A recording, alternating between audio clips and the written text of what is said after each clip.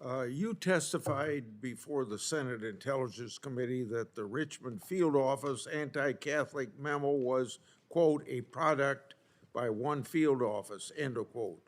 You testified before the House Judiciary Committee that the memo was, quote, a single product of a single field office, end quote.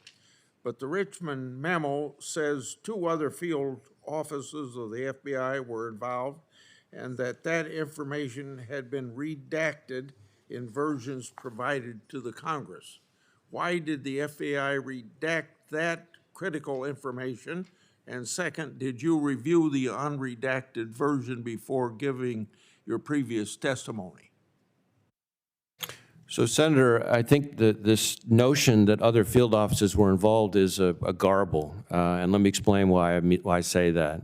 The only involvement of the two other field offices was the Richmond authors of the product included two sentences or something or thereabouts referencing each of these other offices' cases, and they sent those sentences about the other offices' cases to them, not the whole product, and asked them, hey, did we describe your case right? That's all the other offices had. So it was a single field office's product, and I stand by that. Did you review the unredacted memo before giving your previous testimony? I have reviewed the unredacted memo. Exactly when I reviewed it, I can't as I sit here right now, tell you. Okay. In July of this year, I made public what's now known as the Biden family 1023 FBI document. I've also written you several letters that about the same, mostly recently, I think October 24th. That letter of October said in part that the confidential human source in the Biden family, 1023, was not connected to known sources of Russian information. That confidential human source is also reportedly a high-paid, long-running FBI source that the FBI has used in many investigative matters. According to former Attorney General Bill Barr, Barr said that 1023 was deemed sufficiently credible for further investigation. On May 31st of this year, Chairman Comer and I had a call with you. On that call, you told us that the Biden Family 23 is related to an ongoing investigative matter. Now, very clearly, these data points show indicators of credibility. This question for you, this FBI 1023 was serialized on June 30th, 2020, over 3 years ago. When were you first made aware of 1023? Well, I don't know that I could give you the exact date, but I can tell you that that I learned of the 1023 much more recently than anything around 2020, that's for sure. This is a public document. You have an obligation to tell this committee what you knew about it, when you knew about it, and if you can't give us that information, I guess I better go on. Are there additional FBI-generated 1023s that reference a bribery scheme involving the Biden family, and if so, how many and what are their dates? Well, Senator, now you're asking questions that relate directly to Special Counsel Weiss's ongoing investigation, and respectfully, I can't really discuss anything related to that investigation. I would refer you to him for that. The 1023 references alleged text, financial records, and audio tapes that prove some sort of scheme involving money with Biden people.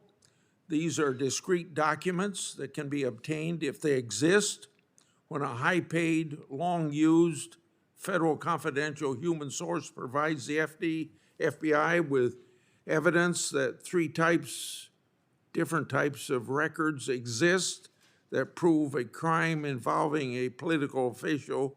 Then standard FBI practice is to take steps to obtain that evidence. Would you agree with that, what I've said so far about the FBI policy? And if not, why not?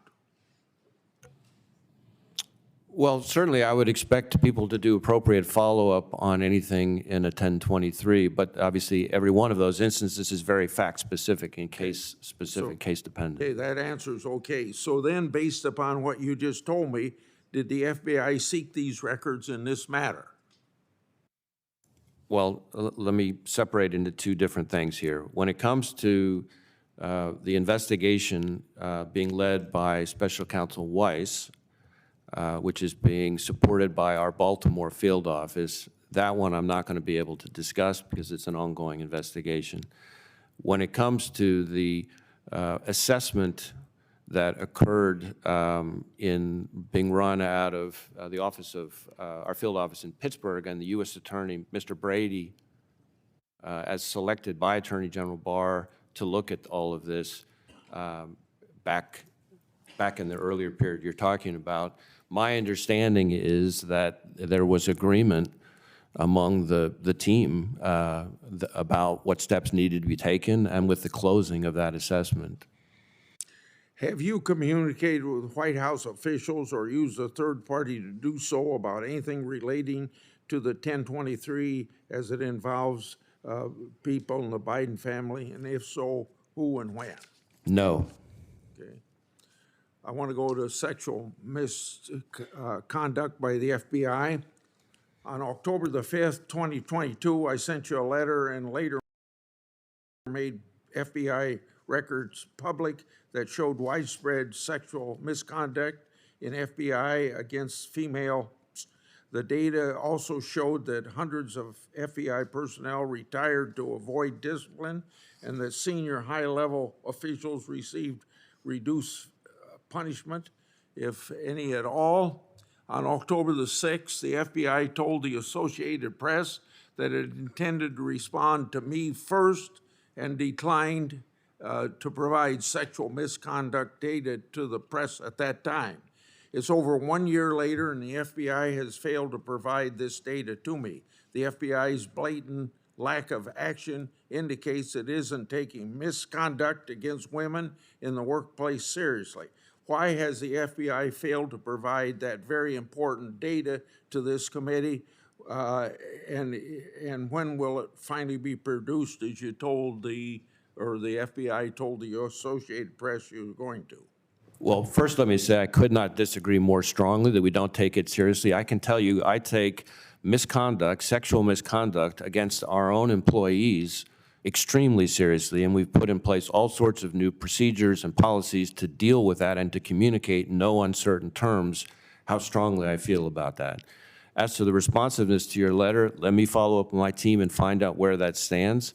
But I do want to make sure that there's not any confusion, none, about how seriously I take this topic. Okay, then where's the data, if that's what you're going to be willing to take it so seriously? I will follow up with you about your letter. Okay. Thank you, Senator Grassley. Senator